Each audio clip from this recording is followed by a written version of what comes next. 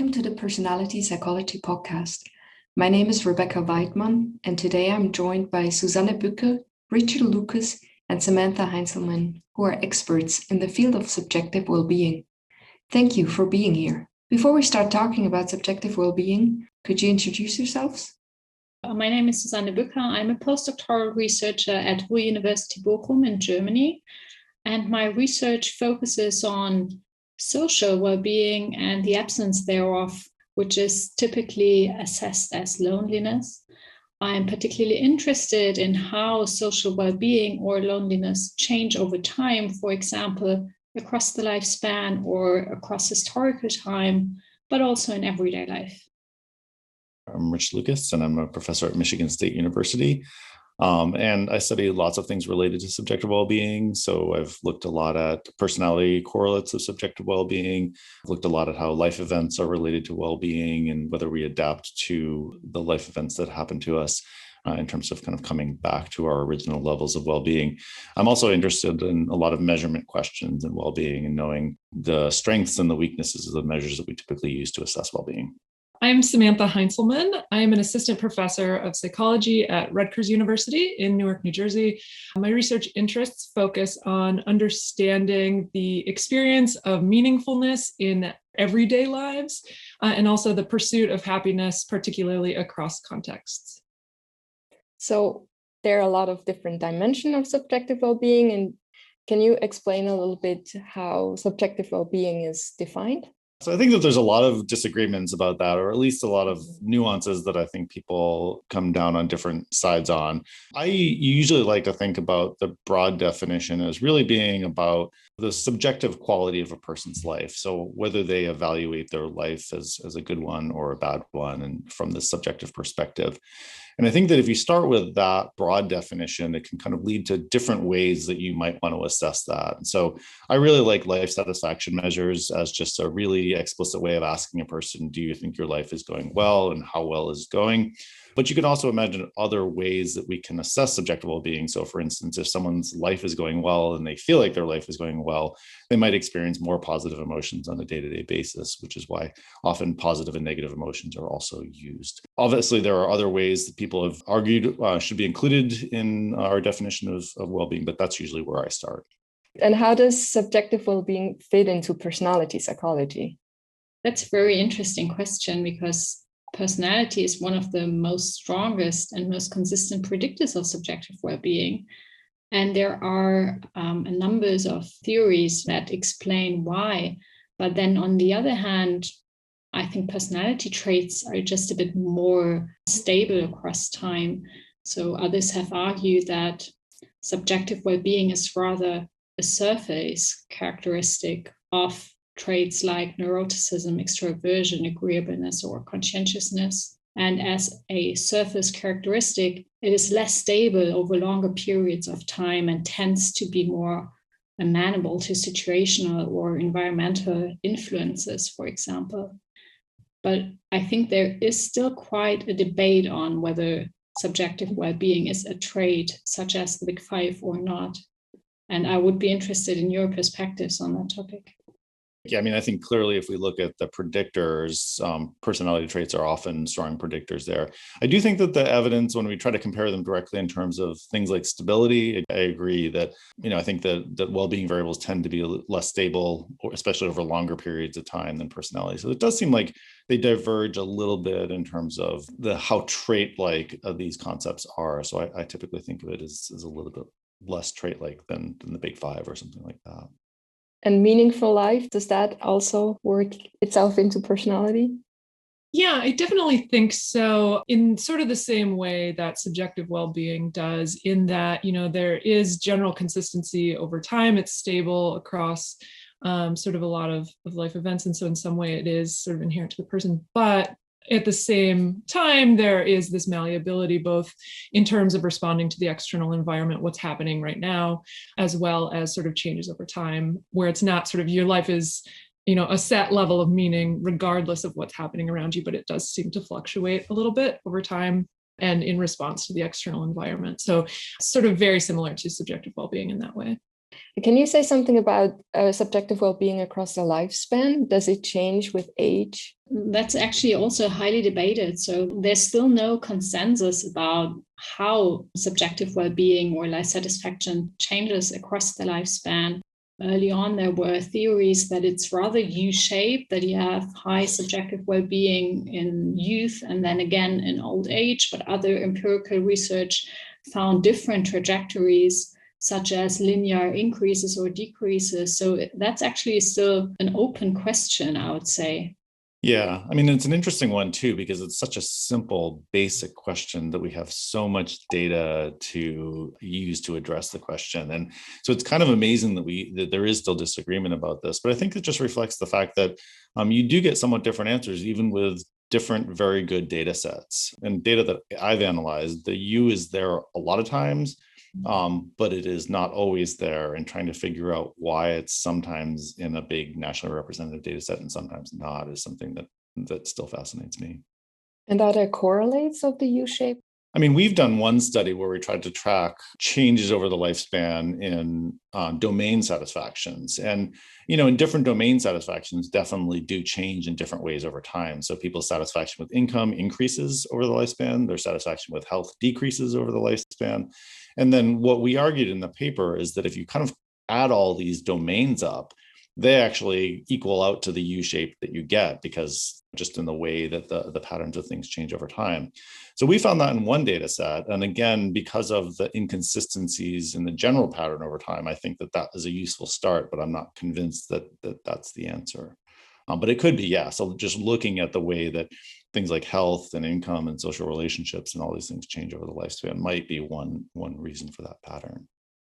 I also think empirical studies differ in terms of whether they look at cognitive well-being, such as life satisfaction or domain satisfaction, and then others look at affective well-being, and then they find again other trajectories for positive and negative affect across the lifespan. And sometimes it's just mixed or lumped together in one subjective well-being construct. And I think that is a future research question, actually, to look more closely on this trajectory, and also whether this trajectory is similar across cultures, for example. I think that is still another big open question. How does loneliness change across the lifespan? Non-linearly, so it's rather a complex shape. We do find higher scores of loneliness in young adults aged 18 to 29, and in older adults aged 80 plus years, for example. And then there's another smaller bump around 40, so in midlife kind of.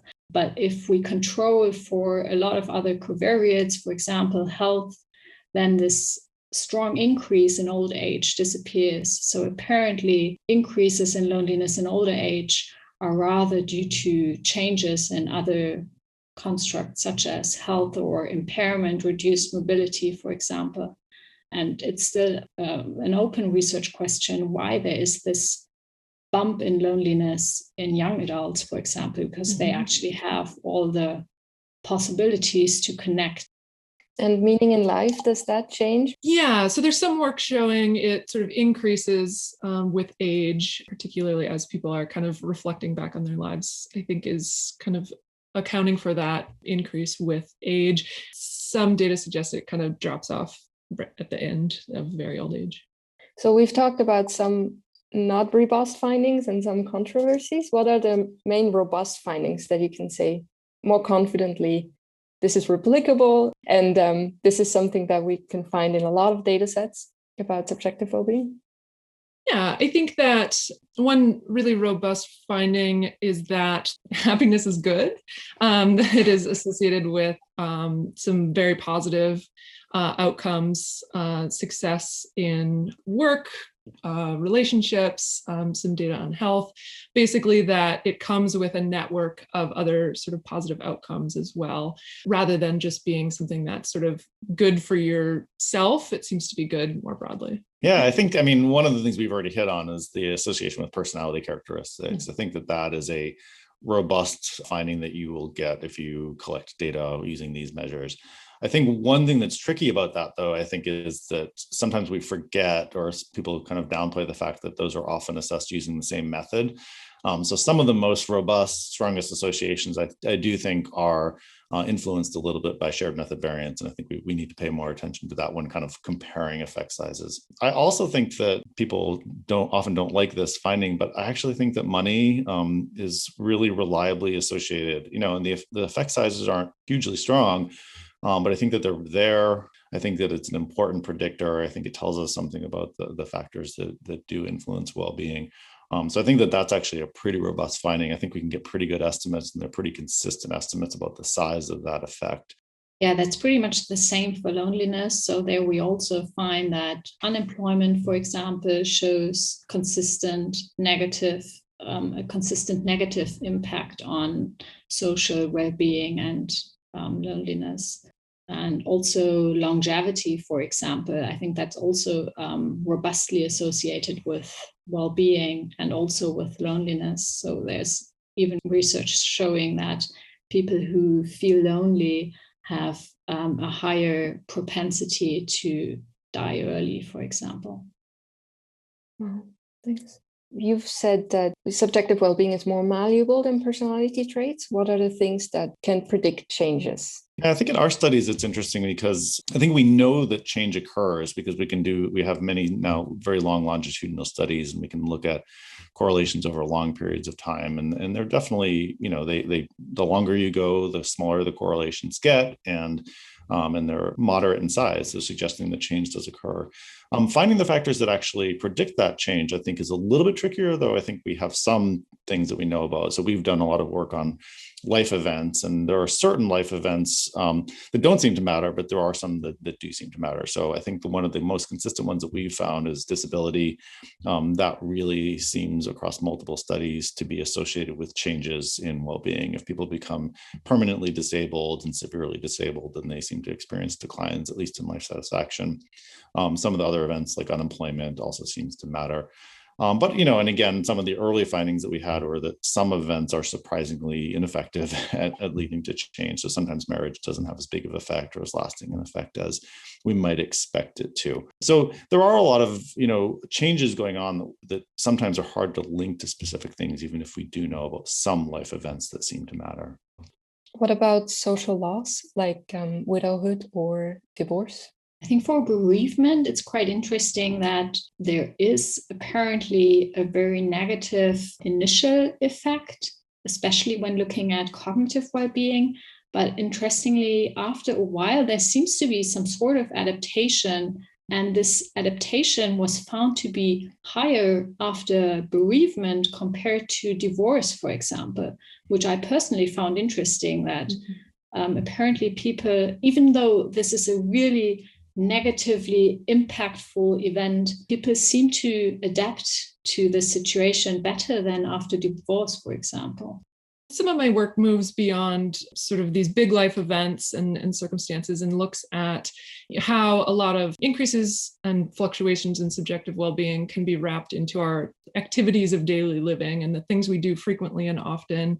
And there seem to be some activities that have been found that if people do and do often and do in a variety of ways, can increase subjective well-being, at least in the short term. And sort of if practiced frequently enough and sort of embedded in one's life to sort of shift their mindset a little bit, can have longer term outcomes as well. So things like simple things like expressing gratitude, performing acts of kindness, savoring, mindfulness, self-compassion, little things like this. It seems to be that, in our sort of habitual patterns of acting in daily life can also have a big influence on our happiness as well, beyond these sort of larger life events. Some of these activities can definitely increase subjective well-being, at least in the short term.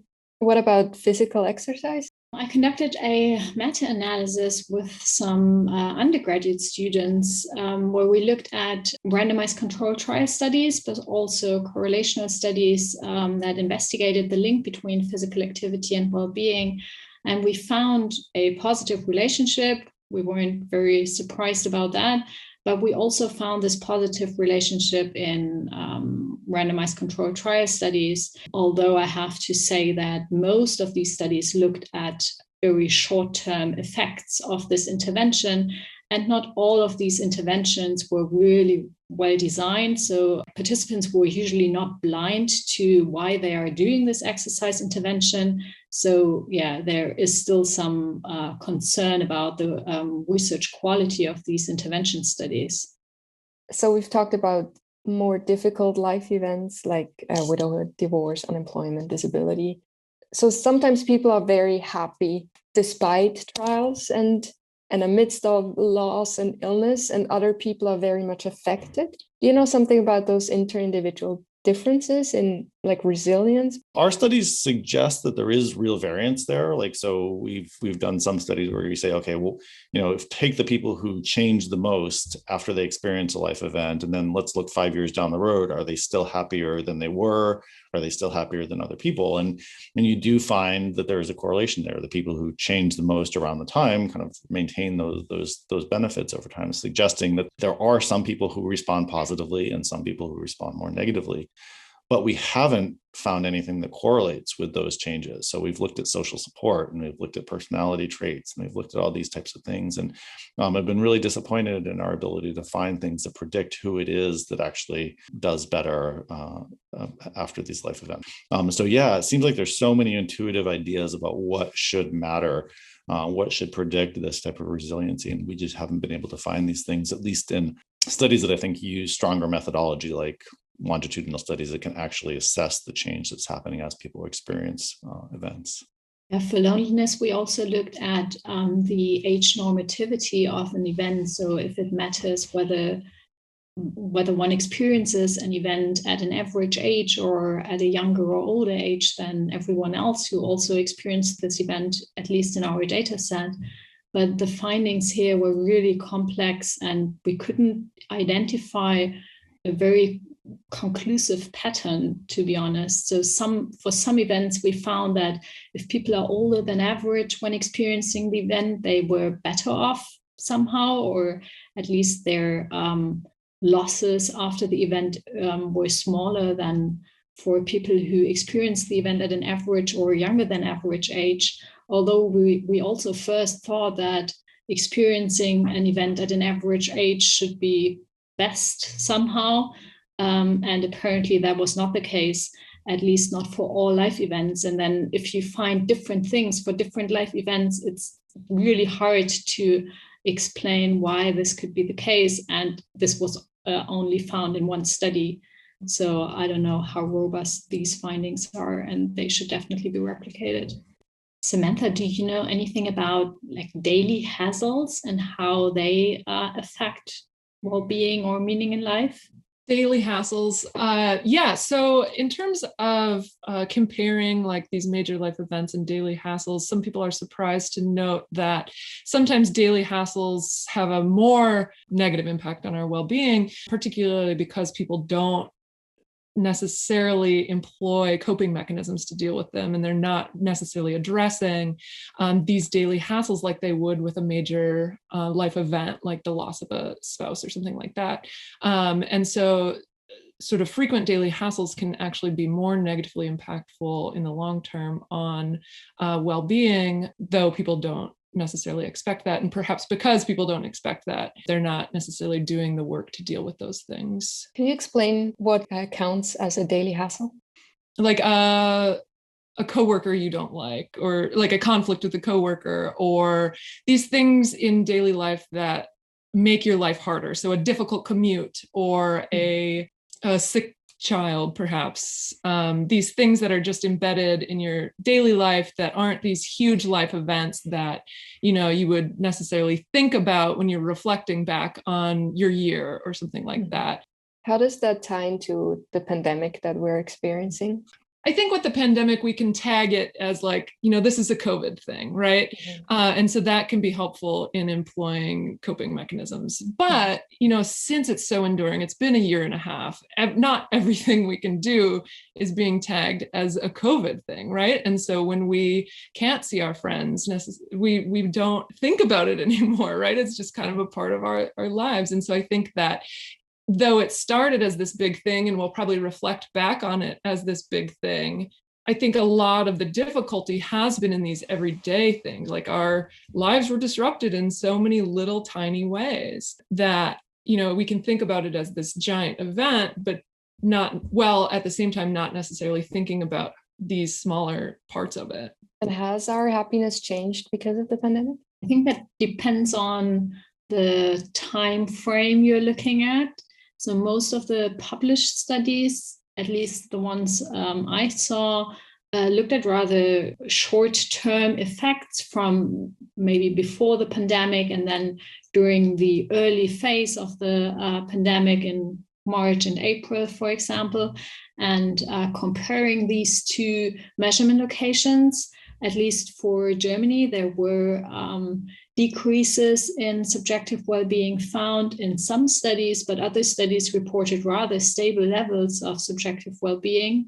There were also some subgroups there that were more vulnerable to changes in subjective well-being. For example, people who had mental health issues before the pandemic already. So people who were less well situated before the pandemic, or also people who raised their children alone, for example, that probably had just a larger burden to cope with during the pandemic. But then I'm also curious to see how these effects will change when we look at longer time periods, because all the research that is coming out at the moment really looks at short or at maybe midterm effects. I don't know whether in the long run we really will see lasting changes, or whether people will just go back to their normal level. Yeah, that kind of reflects my understanding of how things are generally. I mean, there's some evidence of declines, but it's a question of how long lasting they are. And I can't even remember which studies I've seen, but, I've tried to kind of separate the effects of the policies versus the effect of the pandemic itself. And, I think that this is one of those areas where I'm almost not even paying that much attention, because I kind of want to see more stuff and see what shakes out in terms of things that are consistent across the different studies that are kind of in progress right now. What do people have to do to still be happy during a pandemic? At that point, I would still recommend using your social support system as much as possible. So having friends and having a good social support system in everyday life definitely helps coping with challenging situations. So using the video tools or telephone or chats or whatever to stay in contact with friends and relatives is definitely a good recommendation, I would say, but also keeping physically active and healthy as much as possible. I mean, I think that also some of the things might be out of our control, but it is something that we would be thinking about in terms of what policies we would encourage, our leaders to adopt. And so, I think that kind of making sure that people have access to healthcare and have, and have the tools to kind of deal with the more practical problems that the pandemic has created in terms of job losses and these sorts of things. And so even if there are some limits in terms of what we can do, sometimes the happiness research, I think, can kind of give ideas about what sorts of things we would want the government to support and these sorts of things. And that might be where some of the action is in terms of maintaining people's well-being over time. Do you think meaning in life has changed, Samantha? Or people have looked for more meaning in life? I think that anecdotally, a lot of people told me their meaning took a hit initially, and particularly, I think, linked to a lot of facets of what meaning is. One, involves a sense of purpose, right, where you can pursue goals. And it became very difficult to pursue goals in this time because the uncertainty was so much. We don't know what's coming next. And so for a lot of people, it became very difficult to pursue goals. Another aspect of meaningfulness is a sense of coherence and the ability to understand what's happening and make sense of the world. And I think that certainly was interrupted a bit here. One way we do that is through sort of making our lives really regular. And so our routines were massively disrupted through this. And so I haven't seen a ton of meaning in life data through this. But my expectation is it sort of took a similar hit as well. Though like happiness, you can sort of still do things embedded in daily life to kind of bolster this feeling through this difficult time. What are some misconceptions that people might have about what makes them happy and what doesn't?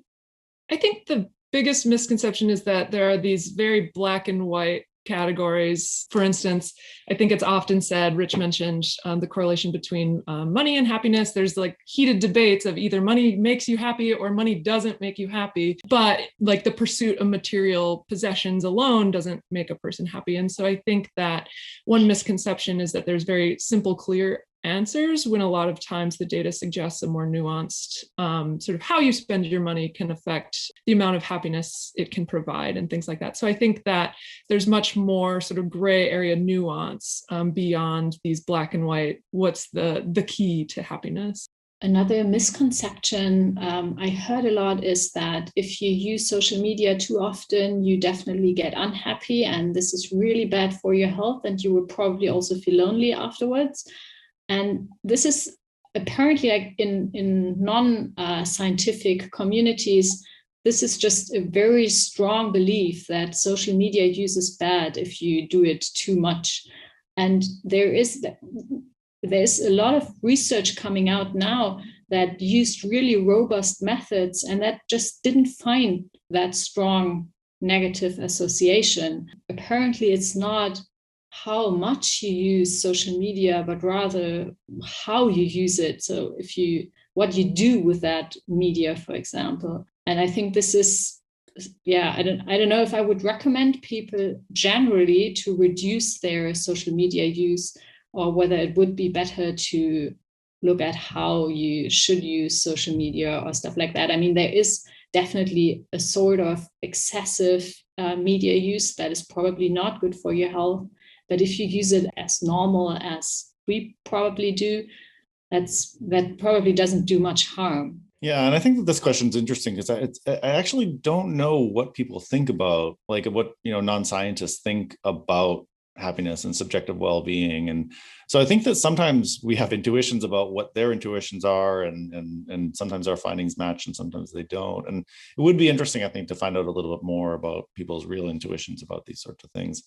I think one thing that does come up, I think, in terms of debates about studying well-being and using it in the context of policy and these sorts of things is the question of whether people think that happiness is a silly thing or something that's important in their lives. And at least at the level of debate that we get when we talk to policymakers or talk to people from other fields, I think that sometimes there is a sense that happiness is this silly thing that people don't really want or something like that. And one of the things I'm impressed with is actually when you try to investigate that is just how important people think that it is, how they kind of recognize that they might be willing to sacrifice some things to get more happiness in other ways. And so I think that that's one thing that sometimes we kind of lose track of is how important people think that this is, and sometimes it's worth investigating because people do think that's something important in their lives.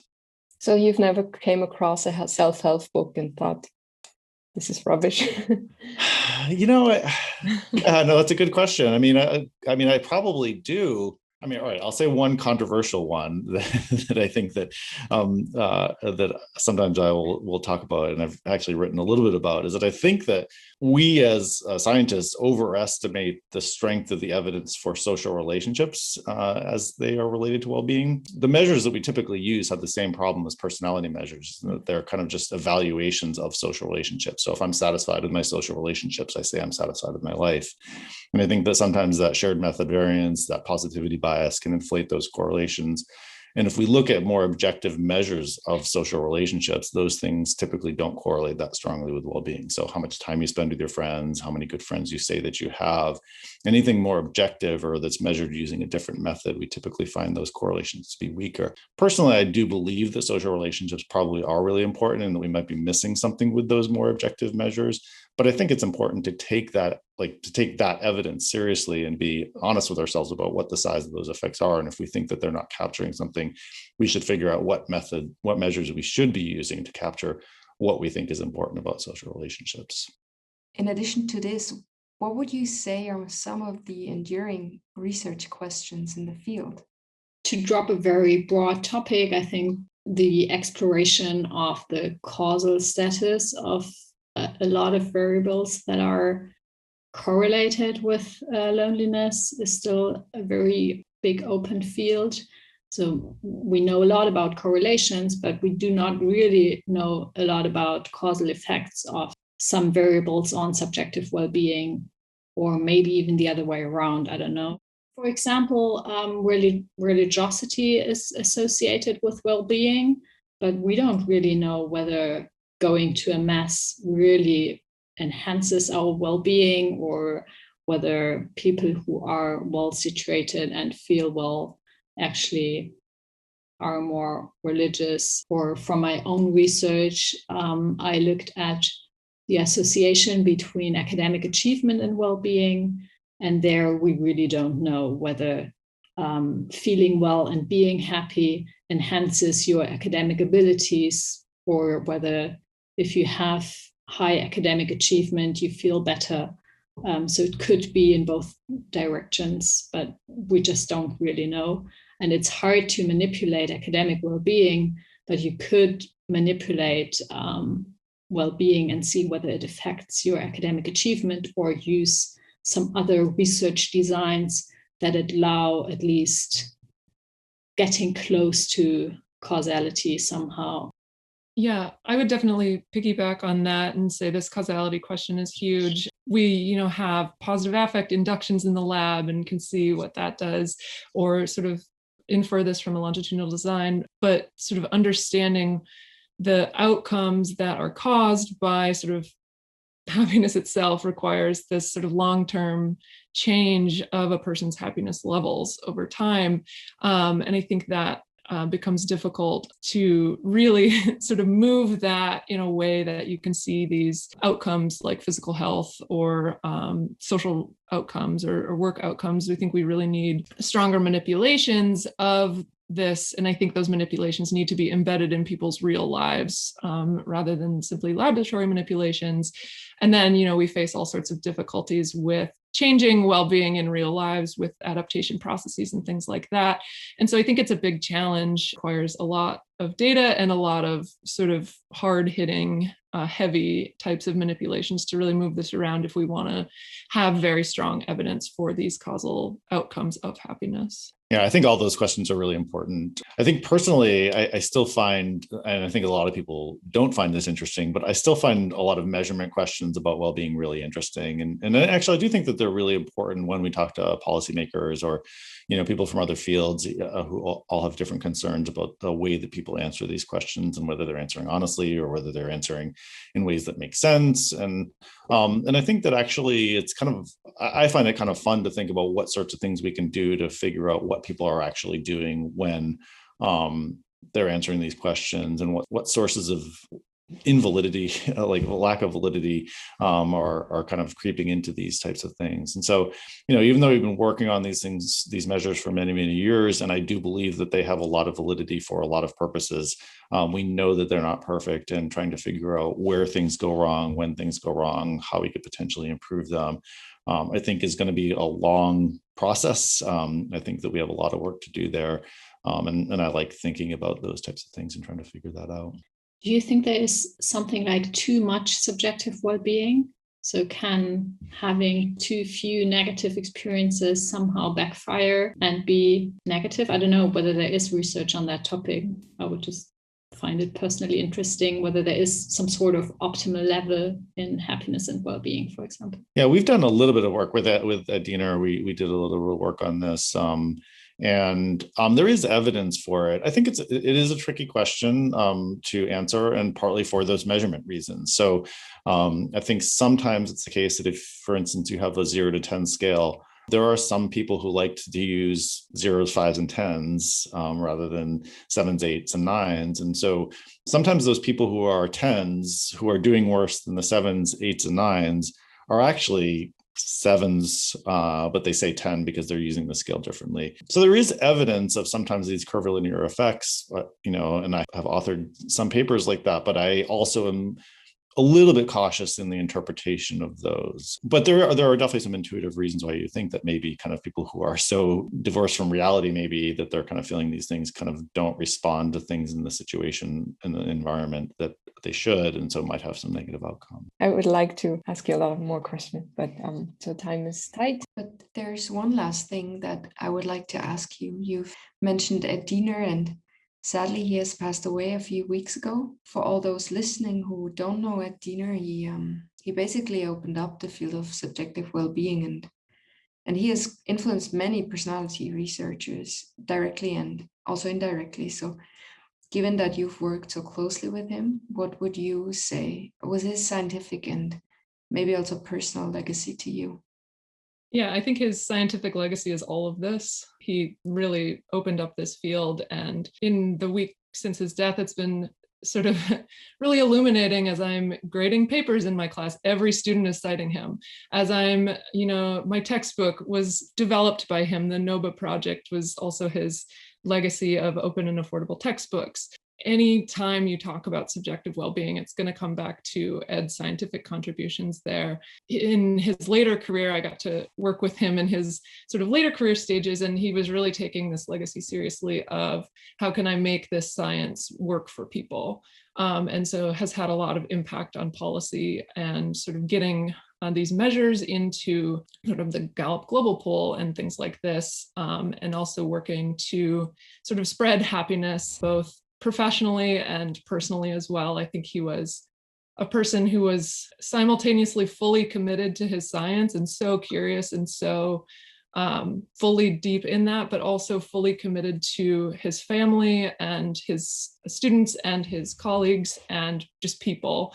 And I think his legacy would be incomplete if you didn't talk about his kindness and his generosity as well, and just the amount of love he gave to people to sort of bring his professional network into his family network. Yeah, I agree with all that. I mean, I was lucky enough that I did my graduate work with Ed, and and I've obviously kept in touch with him over the years and continued to collaborate with him over the years. And it's a huge loss, I think, for everyone, both professionally and personally. I think that, the way that I think about Ed is he was just so curious about everything. He would just do these stupid experiments in his daily life. There's lots of stories about, things he would just have a question and he would just kind of immediately come up with this way to test this thing and kind of just do that in his own life. And that's who he was. But, and I think that way of approaching things was exactly the way that he approached his science. So he was, if there was something he was wondering about, he would try to answer that question the best way he could. He was concerned about getting good data and doing these analyses the best way he possibly could. So I think he was often at the forefront of a lot of, new methodologies for studying things. I also found him to be extremely non-defensive in his approach to things. So he didn't have a right answer, I don't think, that he wanted to find. And so I think that was actually, again, working with him, I think set me up very well for dealing with things like the replication crisis, because I think even he himself, as he was dealing with these things, I think was very open to a lot of the reform suggestions that people were making, because it went along with his idea of just trying to find the right answer rather than being defensive about things. And then I think that as you look at people's responses to this and kind of the tributes to him, I think that everybody agrees that he was just such a warm person who I think was so supportive and just, was just so open to talking with anybody about these types of questions, that I think that kind of anybody who met him, in terms of whether you're a graduate student or, a famous professor, I think he kind of treated you the same and had time for you and wanted to hear what you had to say about things. And so he was just always an easy person to be around. And again, yes, super generous, both in terms of the people around him, but also the field and society more broadly. So really just amazing contributions in all those areas. Thank you so much for joining me. Subjective well-being is, I think, something that influences the daily life of everyone, and everyone wants to be happy. And I'm really glad that you all joined me in sharing your expertise also with the broader public. Yeah, thanks for having us. Thanks for having us.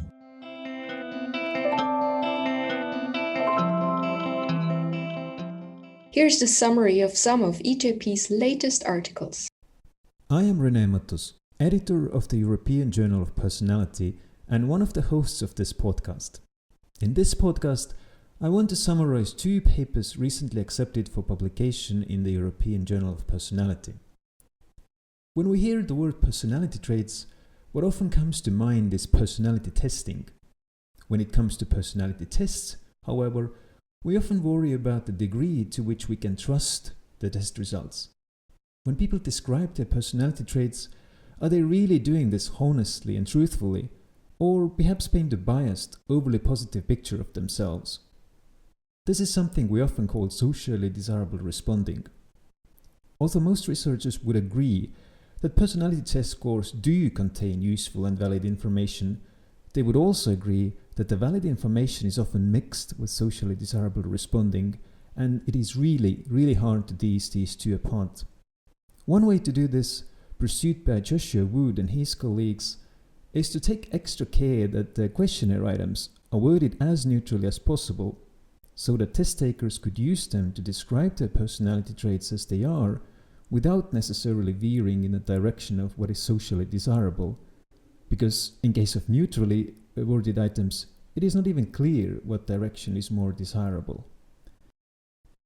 They compared their new instrument, the less evaluative 5-factor inventory, to a standard instrument measuring the same big 5 personality traits, and found that the new instrument generally retained its good properties, such as reliability and ability to predict other variables in which people differ, such as school grades and various lifestyle aspects.